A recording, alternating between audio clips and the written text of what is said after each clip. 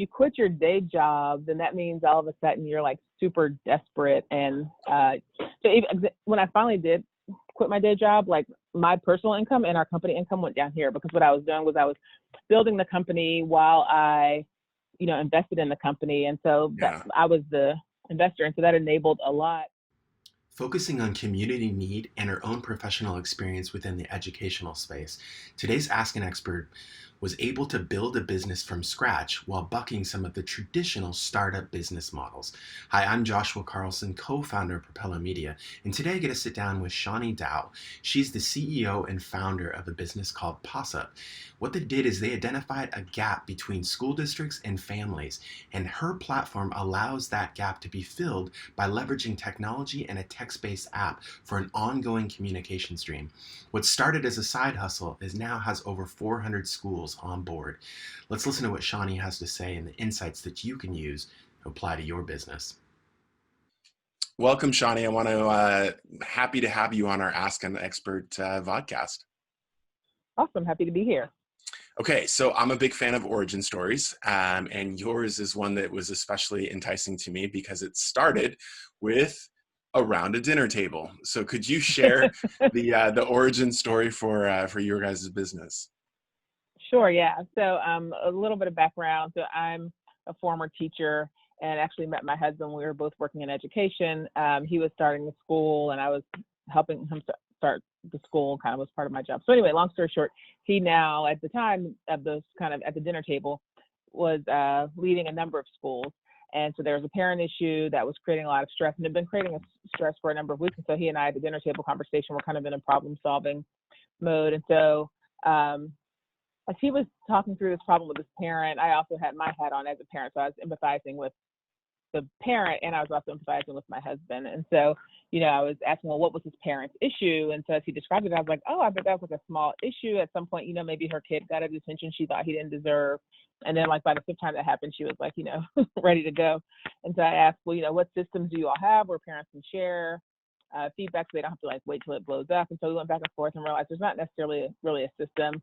And then, he was sharing, well, she's like calling and cursing out teachers. And so, I was saying, well, she's not delivering this feedback in the best way, but do you have any trend data to know if other parents feel this way? And so then we kind of, again, started to realize like, oh no, there's not really, like how parents give feedback to schools is very like random. It's in car lines, it's in bus lines. And it's also like driven by whoever's like motivated. So you don't really get a good pulse on like how everyone's feeling because you've got just like whoever's very vocal. And then he said, well, this makes my teacher's job so hard. They work so hard and they only hear from parents when things are bad.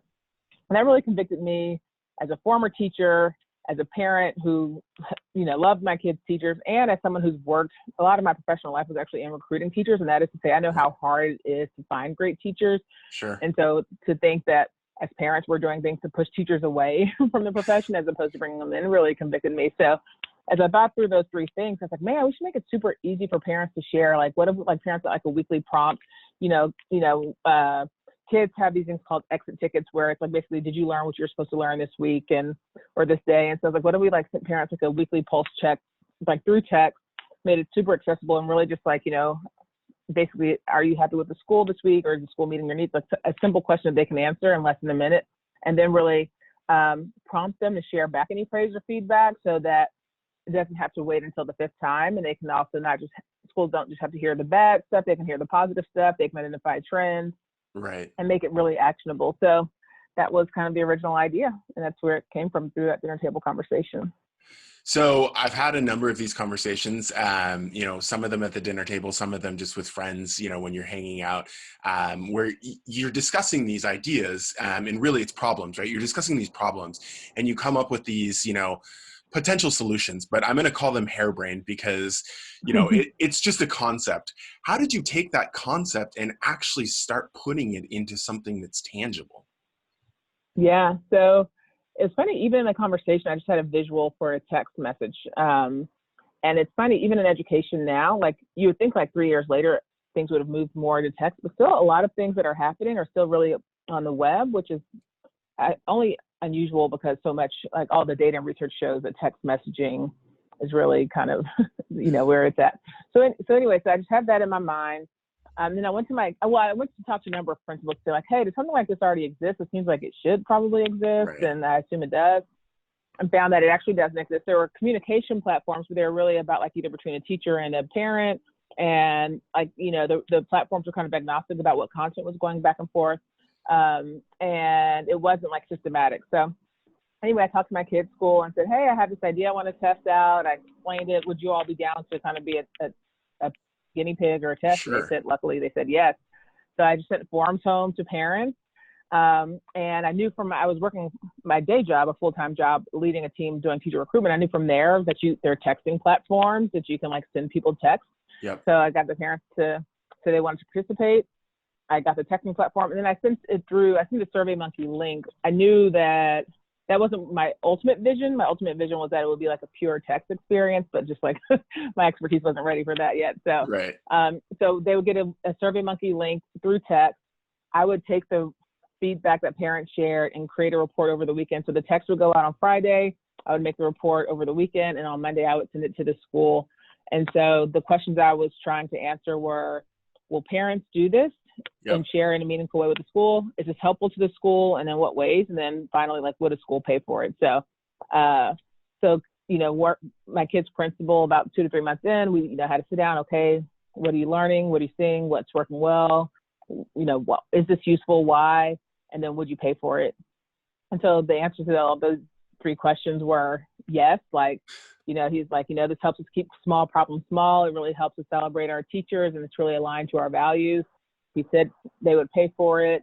And so then over that summer, that's when I said, okay, well, I need to create a tech platform, like, so to really make this happen through text. And I do, you know, I tell founders or aspiring founders this all the time, like, figure out how you can, like, I believe so heartily in the value of an MVP, because I see so often people have spent like $10,000 to $20,000 building a technical platform, and they have no idea who wants it for what, and like, if it's, you know, like I was just telling someone actually earlier today, I was like, you want to know, it's kind of like building a house. Like, you know, you want to know if it's worth the investment. So if you're building a $20,000 platform, but you don't even know what people are willing to pay for it, then you end up over investing in it. So anyway, so that was really start building the tech platform, and then also at the same time start trying to sell. And the goal, again, I was working full time, so my goal was just to see if we could get like 5 to 7 schools to sign up.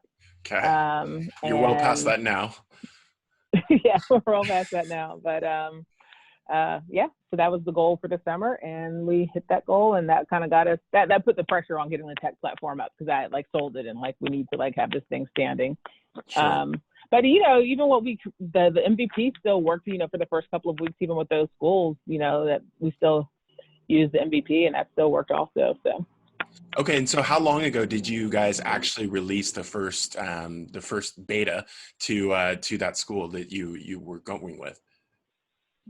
So the first school was February of 2017. And then the beta that was like actually built where we have our platform that we actually still, have and use, it was in August of 2017. Okay. And how many schools do you guys have on now?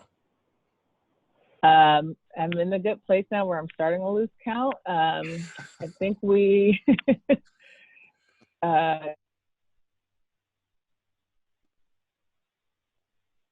it looks like we lost like 5 seconds there. So how many schools is it? Oh, I think I've lost count now, which is a good thing, but we're somewhere around 400. Okay. Wow. Congratulations. And I'm assuming that's nationwide as well. Yeah. So 19 states, from Hawaii is the kind of westernmost. I guess Massachusetts is the easternmost. So. Okay. Yeah. And so let's talk about the process. I mean, going from concept to initial school to beta to now 400 plus, what are some of the challenges or life lessons you've learned as you've gone through this kind of scaling up process? Yeah. So I'll share a couple of things I think I got right, and then lots of things I think I got wrong. I think one of the things I got right was what I shared about starting with an MVP. And again, like I often talk to people who are struggling to understand, like, how could I make this an MVP? And I just think you have to figure out how you can build something that cost you less than $1,000 to just test it. So I was talking to someone who's got a great idea around a co-working space for kind of a niche community. I think, well, you have to figure out, like, well, what are your hypotheses around, like, why this is your solution, and how can you test those without, like, going and, like, leasing space or even, like, buying a building, you know, like, what are the smaller steps, whether you're having, like, virtual hangouts or something else. So that's one really important thing. And the other reason why that was important is because then when I went out to fundraise, and it's funny, like, I feel like being an entrepreneur, and I'm sure I'll say this in years from now, it's kind of like reading your middle school diary. So it's like when I was out fundraising like 3 years ago and I thought I really had some traction, but luckily you're kind of like blind and you don't know that that's not like a lot of traction. But it was a lot of traction for me, you know, it was like 500% growth over what I'd had before when I had 5 schools, you know, I went from 1 to 5. So, but I think like having the MVP, starting to get traction and really like staying focused on revenue and customers is really important. And I think part of what can happen, especially if you are thinking about fundraising, is the ethos in Silicon Valley is very different than the ethos in the rest of the country, which is in the rest of the country, there's really a focus on, as a business, do you have customers? Do you have people who need what you have? And do you have revenue? Are they willing to pay for that? I'd say in the Bay Area, I'm sure that exists to some extent, but there is this idea of like, okay, we're going to invest lots of money and then we're going to acquire lots of users and then we're going to figure out kind of what happens after the fact. After that. Yeah, right. Yeah. And that's happened in education quite a bit. And it's actually, I don't think, been so great for the sector. And that's part of what I didn't want. Having been a teacher, I definitely wanted to make sure that we weren't just like selling a product into schools or districts that's not useful and valuable, because it's just, you know, in Silicon Valley, they love to talk about the term disruptive, and there are places and times for disrupting segments of it, but I don't want to disrupt schools and districts. There might be like practices that we want to change, but you know, I do think sometimes like pushing things in there can just be disruptive, and that's not a great thing. So I'd say MVP, a hypothesis-driven approach to what you're building, how you're building it. And then just like small steps. I was talking to another entrepreneur yesterday and I was sharing, she was getting overwhelmed and like kind of like thinking of all, you know, and so I was like, well, let's go back to like, what's the next thing? And so that really helped me a lot. And even, you know, there was a time where when I was like thinking about raising money, I was like, I don't even know what I would do with like $1 million. Like this was like 3 years ago, because I really didn't know what I would do with $1 million. And that was appropriate because I didn't, you know, like, but you know, then you get to a point where you're like, oh, I need that money and I know what I would do with that money. But if you just focus on the next step, you kind of get to that place eventually, but it feels less overwhelming. And I think you feel kind of better prepared to do so. I also think just like the benefit of time and learning. There's so many things that a year ago when I was in investor meetings, like, they'll ask you things, you really can't answer them because you really just haven't had enough time to answer them. So questions like, what's your average customer value, or what's, you know, your customer acquisition cost? It's like, so you put something down, but you literally have no idea because you haven't acquired enough customers over enough time to have enough data to really answer that question. Right. But to give yourself the grace that like, you really just don't know.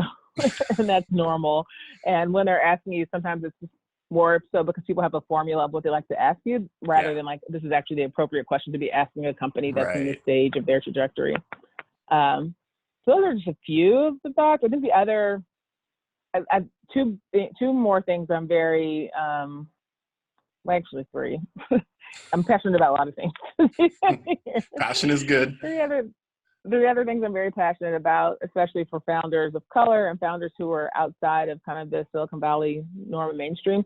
And these are things that I heard when I was out in Silicon Valley as things that you must do that I want to provide a counter narrative for. Okay. So one thing that I heard you have to do is you have to have a founder and a co-founder, and preferably a tech co-founder. I think that, so I spent a lot of time like being like, okay, I need to find a co-founder and like, you know, kind of going through that motion. The reality is, as a 43-year-old Black woman, my networks are not full of people who are technically skilled. Sure. And so I think that idea really comes from like, hey, you're palling around in your college dorm room and you've got like a 22-year-old who's like a history major and 22-year-old who's a computer science major. And, oh, but isn't it fun? We don't really need any income. Let's go co-found a company together. Yeah. You know, but the reality is like, it's almost unnatural for me to just like go out on the hunt for like a tech co-founder. Right. When you really can hire tech talent, a contractor who might like meet your needs and be able to more inexpensively, both in terms of like actual dollars, but then also just like paying, you know, like Sure. have a better relationship when it's like more transactional than trying to. So I think people spend a lot of time trying to find a tech co-founder when based on where you live and who you are, that might not be like the best path, or even life stage. Like for me, again, life stage. So of course be open to it. It's always great, but I would say just like, I think that kind of some of those things that get said can like loom large in people's minds if I have to do this, and that may not make the most sense. So tech co-founder is one. Quitting your day job is the second thing that people say, well, we want to see you're all in. Again, I think all of these narratives particularly adversely affect women and people of color. So if you quit your day job, then that means all of a sudden you're like super desperate. And so even when I finally did quit my day job, like my personal income and our company income went down here, because what I was doing was I was building the company while I, you know, invested in the company. And so I was the investor. And so that enabled a lot. And that gets to the third thing, which is leverage other people, because what I could do is like, I knew what salary I had. And then I could say, all right, well, I can actually make more money working my day job than I can, you know, doing this outreach to schools. So I had someone when I was trying to do my first sales who like would do the outreach to get the meeting set up. And she was a teacher who won a part-time job over the summer, and I paid her $15 an hour, and she helped me get those meetings and those sales. Sure. Like that wasn't this, you know, like that was, I couldn't have afforded myself at that level, you know, and she was much better at it than I was. So I just think like if you work full time, think about like the levers you can pull and like the options you have. But I would say you have to be constantly investing in your company, but that doesn't mean that you need to necessarily be working full time, again, until you have some level of evidence that what you're working towards has some traction. I think it's helpful to get to that point. But I think people should feel good that like working full time while you're starting your company is something that you can do. Or like what I did is after about 6 months, I went to my company. I said, hey, can I go to 80% here? And luckily they said yes. And I mean, ultimately I was still working full time. But I felt better. I felt better about working on my company, and like I felt better about being, you know, open and transparent and, you know, all that stuff. So yeah, so those are just a few other thoughts. Well, I love those because I think it breaks these stereotypes, which are, you know, like you said, you know, you need to have a tech co-founder. What I love about your business is it was a real problem that you were seeing, you were facing, and you were super passionate about.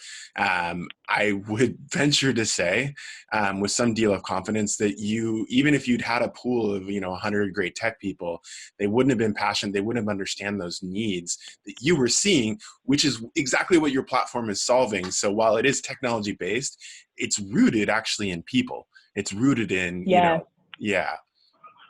Well, I love that you said that, because one of my other ahas was when, again, out in the kind of the Silicon Valley narrative, some of the things I heard was around, you know, tech. And I said, well, you know, sometimes part of why out there you hear technology as the solution to everything is because it's how they know how to solve a problem. Right. And so, you know, kind of knowing like it's not always the solution to every problem, but if it's the people who are talking and who are empowered, that's how they know how to solve a problem. It's very different. So one of my ahas was actually when I was on a Zoom call with one of the person who was doing our tech. And so we were looking through our platform, and there was a parent comment. I was like, oh my gosh, do you see that? And he's like, what? And so I was like, that comment. And he's like, oh, I don't pay any attention to those. And so I thought, what I thought was so cool about that was, I don't know what my computer's doing. It's something very strange. What I thought was so cool about that was like, oh, this is why this is different, because a lot of the other platforms, tech platforms in education that exist, they're agnostic. They have no idea like what the content is within it. And so that's the difference that I have, is like I actually care about what the content is that's within it. So yeah, it's super interesting.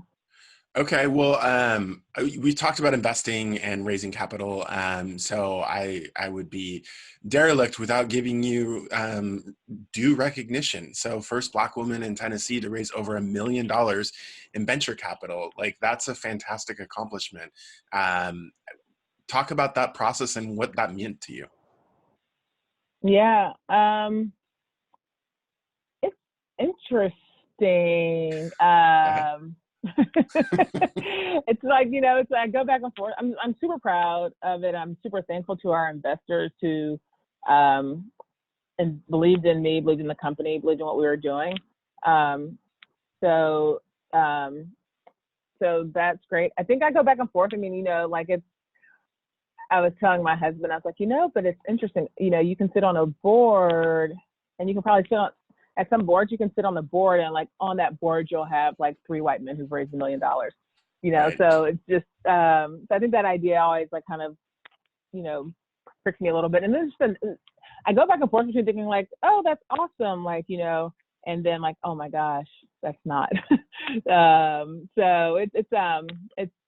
But all that said, I'm still incredibly proud and incredibly thankful to be able to do that, and also to provide inspiration to other founders and entrepreneurs, and then also hopefully to provide inspiration and information about the process and the path, so that we can increase those numbers and then Sure. eventually lose count. Yeah, and I wholeheartedly get where you're coming from that standpoint. Like, hopefully, we can get to the point where we lose count. But I think it's important because this is a great example, and to me, um, it's a role model. I mean, I think that's a very it's a very tangible role model. It's not some celebrity status that gets names, recognition. It's something that's very attainable, and especially how you talked about how you did it. Right, you had your full-time job and you've created this side hustle that was addressing a real problem, and you stuck with it and it built it into something which is incredibly powerful. Over 400 schools across the country. I mean, as a parent who's gone through the same dinner table conversation that your husband had, I fully get the value of it. So I think it is Yeah. important to recognize it. Yeah, and in the spirit of role models, there was an article came out in I'm in Nashville in our local paper, and so it got pretty widely promoted and circulated. And I was actually nervous about the article coming out because it went back to like high school, and But what was so cool was seeing some students from my high school who were in my same grade, but who I didn't know, but who were like so excited and so proud. And, I just had like kind of a teary moment, like, oh, to your point about role model and inspiration, I was like, oh, this is so cool. Like, this is providing some inspiration for them. And so, yeah, Right. I think it is really important. I think we get lost in the moment, especially because you're putting so much work and so much effort into it. And I think that's a great equalizer for what other people are seeing as well, that you have classmates and peers that recognize the accomplishment that you have. And that's good to take pause and I guess just soak that in, because it does have a real meaningful impact. Yeah. So next question is, so we help companies, we're an agency, helps companies, market, lead generate. I'm curious, and it sounds like you've partially answered it, but what was the strategy as you're looking to bring on new schools? I know that you had that part-time, teacher. What were the other efforts that you guys did as you were looking to grow and bring on new schools to the platform? So yeah, the hiring. So like the first part was, like I said, when I was realizing that I was standing in the way of selling, because Sure. I wasn't getting, I needed someone to like get the logistics of like getting the meeting. So that was one. Then towards the end of 2017, when we had the 7 schools, I needed help with, because our platform was partially manual, like where the data would come into our platform and then people would organize it, and then we would send out the report. Yeah. And so so hired people to help doing the aggregating, and they were all people who had been in education themselves. Okay. And so they just started to use their networks, or then kind of like your networks once removed, to then do some outreach. And so then that really got us from that. We went from 1 to 6 to then by the spring we had 12 schools across 6 states. Sure. And then from there we just we didn't have like a great plan, I'll say, but it was kind of just like hustle and like try to identify a list of people or list of cities and like people we know. And so, but somehow we had 30 schools by the spring. Okay. And then, so now we have a better model. But really back then it was like kind of networks once removed, networks twice removed, and then some cold outreach along the way that somehow landed. We did want to do the cold outreach to, like, again, prove that, like, it's not just that they like us or know us, that it's actually like something that someone who didn't know us would want or need. So, yes, that was definitely a part of the sales as well. Now we reach out. Now we're focused more on school districts, especially now with the school closures. The high stakes decisions are being made. It's really hard for districts. We're kind of lacking leadership nationally, Right. so it's really hard for districts to make the choices that they need to make without as much input as possible. And so we've been really lucky to be able to help districts along this time and schools to make these difficult choices by hearing from families and hearing from them very quickly across multiple languages. So we're now it's just kind of, we're just trying to figure out the best ways to get as many folks to know as possible about what we do. So it's a combination of marketing and sales, but we just really want folks to be aware that the way that family feedback and input has historically been done doesn't need to be done that way. Like, it doesn't need to be like a web survey that you wait for people to come take, but they can just like get a text and like respond quickly, and you can have that data quickly. So. Yeah. And as far as the strategy that you guys are using now, where you're saying you're putting more emphasis on school districts, is there a specific, from a targeting standpoint, is there a specific position within that district that, hey, if we can get in front of this person, this is really the lever that moves the needle? It varies. So I'd say there are 3 positions. So one is family and community engagement is one. Actually, the chief academic officer, or like the head of academics, is always really great, because when schools and districts see the connection between academics and family input, then I think that's kind of like the highest leverage that you can be in. And then the third place, it tends to be like parts of the districts that work with higher need populations. So whether that's Title I, which is families that qualify for the federal poverty line, and actually it's a significant percentage of schools have a high low-income population. So those positions also typically try to figure out how do we engage our families in the best ways. And so those are kind of 3 positions that tend to really be relevant for us getting connected into the right place. So you've alluded to it as part of the last answer, but like, what have these past months since mid-March, what has this been like for your guys' business, and how have you seen schools adapt to use the Possip platform? Yeah, so I live in Nashville, like literally. So the first Monday night in Nashville, in March, the first Monday night in March, we had tornadoes that hit my neighborhood, and just kind of were like a shock to the system. Still like 2 blocks over is not, we still have like entire houses that are gone.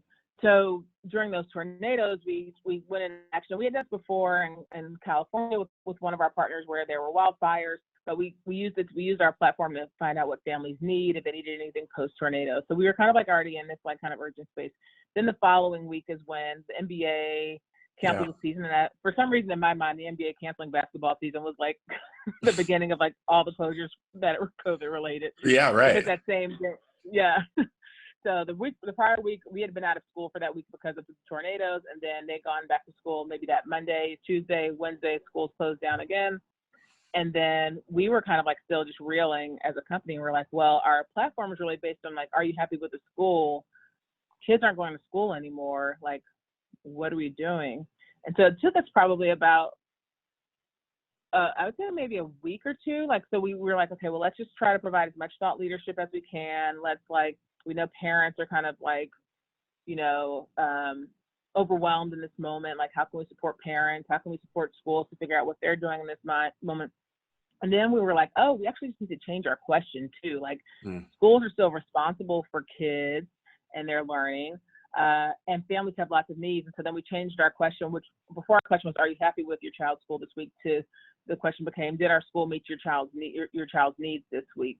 Okay. And so with that question, it was the perfect question because the needs were so varied. Like some of it is Right. like, okay, we need food, we need that diaper. Some of it's we need to talk to our college counselor because I have a graduating senior. We need to figure out, testing, so there are so many different things, but it was an open, and that's how we try to design the questions where they are like both pointed but open Yep. so that, you get a lot of rich information. So that's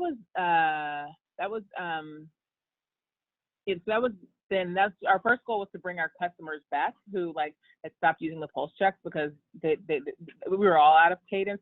So our first goal was start to bring customers back. Right. And really it was kind of from new sales. It was pretty much not much was happening between March and mid-April. And then in mid-April, we started to see districts and schools start to really be we need to know what parents are thinking as we prepare for this next year. And so that's when we started to see a couple of things happen. One is just we started to see just overall interest, and we started to see that our product had gone from something that was the right thing to do for moral reasons to just a necessity. Like schools and districts could not make decisions without hearing from families. Yeah, right. And so just the urgency grew, and so we I mentioned, we're at 400 schools. I think we added probably about 250 of those over the last 3 months. Wow. Yeah. That's incredible. Given the urgency. And we also have we have to put more flexibility into our platform because, the needs are changing so quickly. So now we have kind of 3 different types of questions. One's more around the sentiment, like, are you happy? The other one is around need, and the other is around more comfort and identity. Because we also saw, during this time of magnification of racial injustice, that there's also a need for schools or for families to be able to share and staff to be able to share. Do they feel comfortable in an environment? It actually started off more of do you feel comfortable returning to school, to in-person learning, as kind of school closures related. But then it's also broadened out to given your identity, how comfortable do you feel in a certain environment? So, so it's been a wild ride. Yeah, and so with this emergence, so are these pre-canned questions that you guys are providing, or do they have the flexibility to even say, hey, we want to come up with a custom question? And I'll use the tornado because the tornado is a perfect example. Hey, we've got this great platform that allows us to communicate, at a mass scale, but we need to change the language because this is something that's completely unique. Yeah. So both. So we have one standard. We have a standard question that we recommend that they use it to both kind of have some trend data comparing over time, but then also comparing themselves to others. And then they can add their own customized questions. So an example would be this past week, we have partners who they wanted to know, they released their school reopening plans. They wanted to know from families, does this meet your child's needs or your family's needs? So that's the quantitative question, that's the standard. But then they had different questions. So one wanted to hear parent feedback about face masks in school. Another group wanted to hear about what was most important to them as they looked at the calendar. Another wanted specific feedback around the days that they had. So they kind of can customize a question. We do limit it just because the human urge to keep asking for more and more and more is large. Right. But the power of our platform is in hearing from a lot of parents. Yep. Part of how you get to hear from a lot of them is by keeping it small. Sure. And then also any one parent's not going to share, any one parent's not going to share in their responses their feedback on 5 different things, but over the collective of thousands of parents, you're going to hear the things. So for example, we've seen a lot of surveys kind of during this time with school reopening.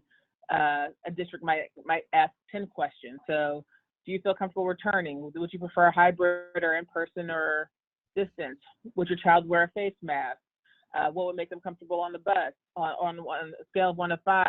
So it's 10 questions, and they're very defined. We think that's not necessarily the best because it's you might ask me 10 questions, none of which are what's top of mind for me. Right. And so ours kind of flips it, which is we ask one question, what's the most important question we need to ask you? So, do you feel comfortable returning? Are you going to return? That's the important question. And then what concerns or what's what's under that, and then give people an opportunity to articulate. So then you can know what people are thinking about face masks, not just like, oh, they're answering a 5 out of a scale of, but I'm reading like, oh, people don't have there are people who don't have confidence that elementary kids are going to be able to keep them on. There's Sure. another group who thinks that like teachers don't, it's overwhelming for teachers to have to be responsible for face masks. There's, so you just can get the richness of the conversation when it's not just limited to the quantitative kind of questions only. Well, and that's why I like how you have it set up, is that you have a quantitative question, but it gives you the qualitative richness that really provides the color and the detail that gives you these reasons why they're answering the way they're answering. And I the noticed you guys. authenticity of the voices. Yeah. Yeah, exactly. I noticed you guys came out with an ebook on school closures. I just wanted to kind of talk through us what that process was all about. Yeah, so it was actually, we were just generating a ton of content. I Because imagine. we were like just talking to our partners, and like we were just trying to like real time, like, okay, what do folks need? Like what's top of mind? What's working well? What's not? And so we were really writing like 3 posts a week. And so we were like, okay, at some point we should like package this all together so that folks can have it and like read through it and figure out, what to do. And it's funny because some of the things we wrote then that we thought we were going to like put to rest in like kind of new season, they're coming back out because guess what? A lot of districts and schools, are not reopening. Yeah. And so there's a lot to figure out for both teachers who are learning how to teach remotely and for parents who are learning how to like work from home and have kids around, or who are leaving home and have to figure out how to navigate that as employees who leave their home for work and might have kids who aren't, ready to be at home by themselves. Sure. I mean, again, to the power of stories. I mean, I think that was one of the powerful things, and seeing the stories that families shared during school closures and like having their needs met. Families who talked about, the parent being blind. I'm blind, and like, so this is very hard to support my child in virtual learning. Or a parent who is the parent of an English language learner who says, hey, my child's not getting to practice English because they can only talk to me. And so there's so many stories that get missed if we don't create an outlet for more open, articulation for Sure. families and staff members. Well, kudos to you guys for putting that out, because I think, more information. This is unprecedented, really, right? So it's a lot of us are struggling and going through it haphazardly. So to have somebody that has that has a lot of content, that has a lot of input from parents that are going through the same thing, and to be able to, aggregate those and put those into some, best practices or some key insights, I think is really helpful for those that are struggling. What's next for Possip as an organization? Obviously the past 3 months have created an interesting wrinkle, which for you guys is accelerated, to me at least. It seems like it's accelerated the demand and the need for it. But what's next on the horizon? Yeah, well, we're excited to continue growing. So there are about 500 school districts in the country that have over 15,000 students. Okay. And so we really just want to work to get into as many of those as possible. We're continuing to try to build a bit more flexibility into our platform so that it can serve the needs of districts as they try and work to hear from their families, from their teachers and staff, as well as particularly for older students, from their students. So that's something that we're really excited to build into. And we really think that gives us just kind of the front lines into what, people across the country are thinking, because, parents are just people who have kids. Yep. So that's a big thing for us, and just to continue to grow through new partnerships. And then from that, like, just what you articulated, like kind of how we see our work is, we hear from families, we see the best practices of our school and district partners, and then we share that back out with the broader community. Sure. Through either professional development opportunities or otherwise. And so that's, what we're going to continue to do. Okay. And just keep scaling it and making our platform better while we do it, and learning more and kind of getting it even more automated, because we now have so much information that helps us, see. And it's also interesting, you can just see like, given we have so much qualitative data, there's so much interesting stuff to learn, even by like parts of the country. So you can see like some parts of the country, when you ask them things related to COVID, one of the top mentioned words might be asthma, and in another part of the country that's not there at all. And so It starts to really I think that just, I think we've only started to scratch the surface in terms of how it can be helpful for back to districts and schools. But, one of the things that we know is part of our urgency of growth is, one, we think the product's really great and important. And then two, the more districts and the communities we have on the platform, just the more powerful it becomes back to those institutions and organizations. So. Yeah, wholeheartedly agree. I mean, I think the demand is clearly out there. So you've got a tremendously long runway of need, which is a great position for your organization to be in. Is there anything else that is either happening right now or that you're looking at that you think is important that we should talk about today? That's a good question. Nothing top of mind. We're raising a little bit more money to meet some of those growth opportunities. Sure. But yeah, I think that's nothing too exciting there. Okay, well, Shani, I want to thank you. As I mentioned before, we've done a lot of these, and there's a lot of interesting businesses out there, but yours is certainly, Possip is an amazing business that's impacting a lot of families and a lot of people in need in a lot of positive ways. So I would like to applaud the business, and I'm excited that you have so much room in front of you to be able to start, making even bigger impacts. So thank you so much for coming on today. Well, thank you. It's fun talking to you. Thanks so much. All right, thank you.